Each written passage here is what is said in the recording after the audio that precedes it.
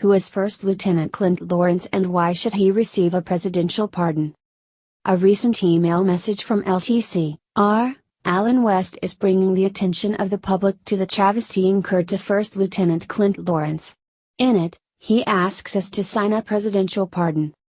In the message, Colonel West wrote, "In July 2012, First Lieutenant Clint Lorance was sent to Afghanistan to replace a platoon leader who was seriously wounded in a Taliban attack. On his third day on the job, Clint and his men were on patrol when a U.S. helicopter radioed that a motorcycle was sitting outside of the village near a road only used by the Taliban. When the motorcycle started gunning toward the platoon, First Lieutenant Lorance ordered his marksmen to fire. 3 men were on the motorcycle.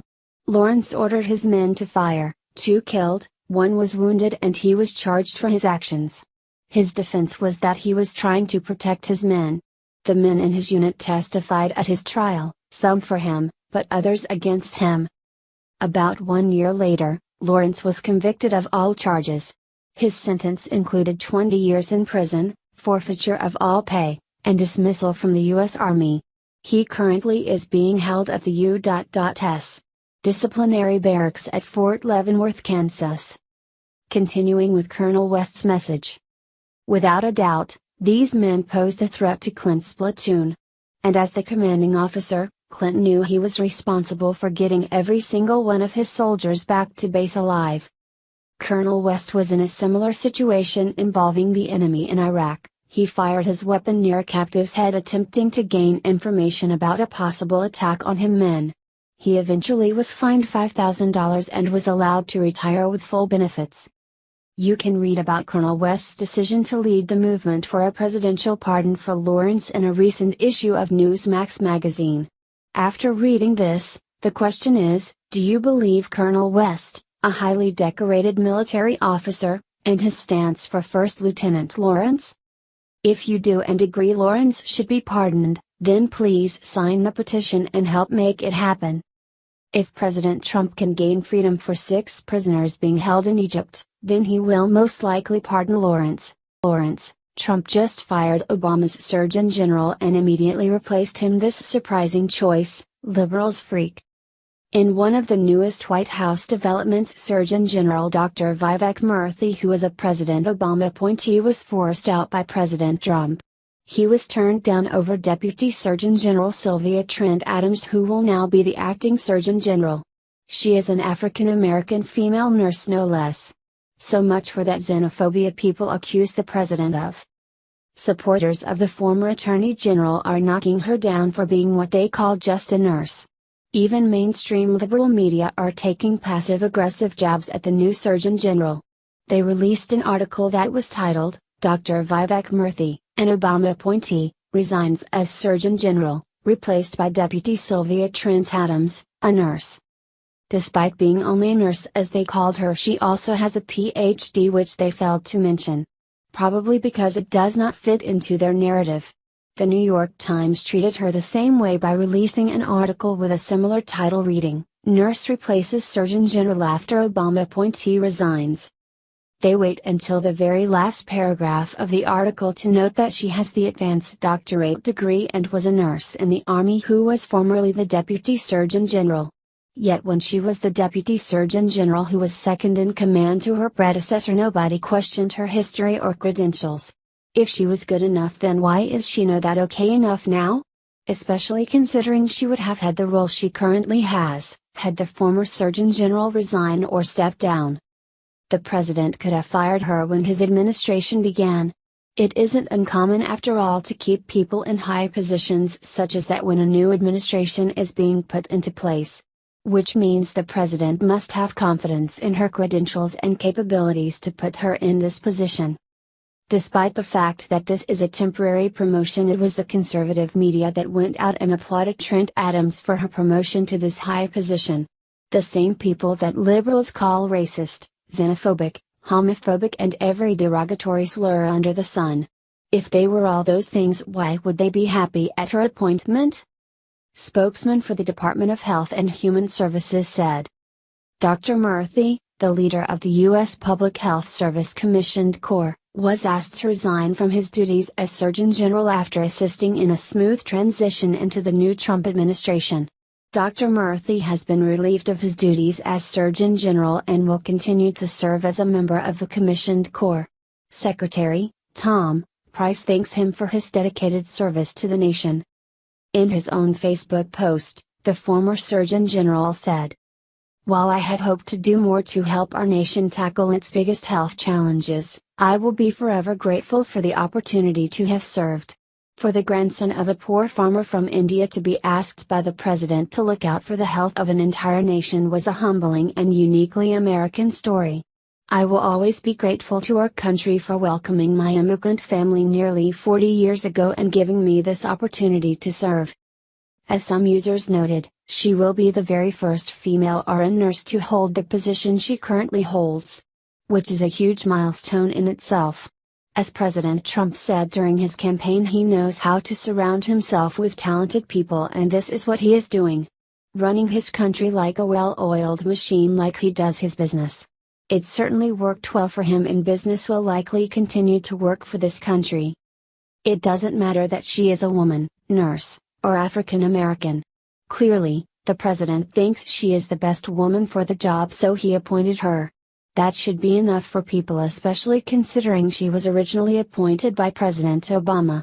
But liberal progressives will find any excuse under the sun to criticize the president, even in a ludicrous and ridiculous situation such as this.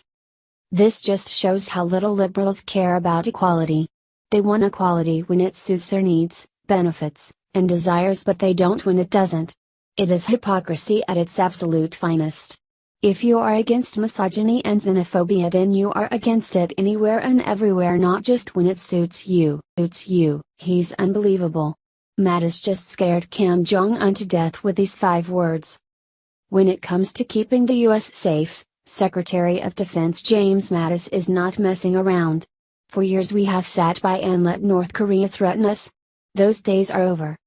Yesterday Mattis met with his British counterpart, Michael Fallon. The two were holding a joint press conference when Secretary Mattis dropped this bombshell. North Korea must be stopped. Mattis told his crowd. This is a threat of both rhetoric and growing capability.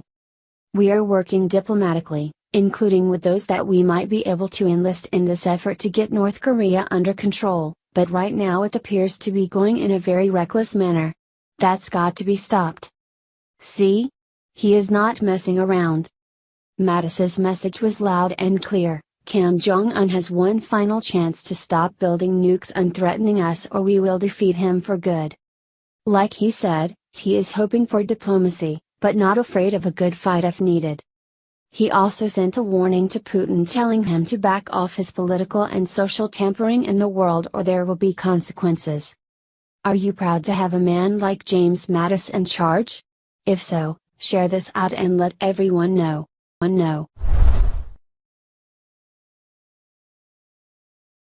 Breaking, top Democrat announces sick Islamic plan for Trump fans. It's war. We live in a time where free speech is constantly under attack. Political correctness will be the death of us. Popular Democrat Howard Dean weaponized his First Amendment rights to attack Americans for using theirs. Howard Dean took his thoughts to Twitter. He is silencing Islamic critics, and using the law to close in on people he disagrees with. His tweet was instigated by Ann Coulter. Coulter is known for holding terrorists accountable in the most brash and honest ways. She uses her freedom of speech to spread awareness of this continuing terrorist epidemic. Dean is conflating critique of Islamist terror with hate speech. This is a highly dangerous comparison to make. Something wholly honest and true could be another person's definition of hateful words. Via Jihad Watch. The label of hate speech could be placed upon any fact, idea, or opinion that makes someone uncomfortable. Equating criticism with hate speech is absolutely insane. Patriots, is it wrong to speak out against radical Islam? No, we need to keep our fellow Americans safe. Our First Amendment right states, Congress shall make no law respecting an establishment of religion, or prohibiting the free exercise thereof, or abridging the freedom of speech, or of the press, or the right of the people peaceably to assemble, and to petition the government for a redress of grievances. Via PolitiFact.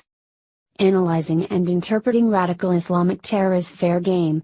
The First Amendment blatantly conveys that not a single religion is withheld from our right of speech. It has this basic right that keeps our country honest and fair. Freedom of speech allows Americans to perform their own checks and balances system. We have the right to decipher and explain potential threats. Howard Dean's attempt to take this right away is unpatriotic and anti-American. He's just like every other insane liberal out there. They are always trying to start a war over anything that offends them. If it's war he wants, he should know that it's a war he can win. We know our laws. Liberals like Howard Dean must be stopped. Their attempts to control us are pathetic. All he and his comrades concern themselves with is slandering patriotic conservatives, and retreating from their own hypocrisy. Patriots, we want to be silenced or defeated. Conservatives everywhere are ready to call out our enemies. We want to be dissuaded from speaking the truth. We will continue to voice our concerns over radical Islamic terrorists. Those anti-American thugs hate us, and we will not forget that. We will not change our opinions for Howard Dean. What do you think of Howard Dean's attempt to silence free speech? Share this article on Facebook because we want to hear your voice. 0:0 Breaking, as thousands march across America, Trump issues massive response. President Donald Trump issued an Earth Day statement Saturday that said his administration seeks what's best for the environment and for the American workers living in it. Trump's message came on the same day as the March for Science, in which activists opposed to Trump's environmental agenda said public policy must follow the dictates of researchers. Trump has earned the wrath of many Democrats and liberals by upending the environmental policy of former President Barack Obama. Trump has also vowed to reduce the regulatory burden federal agencies place on business.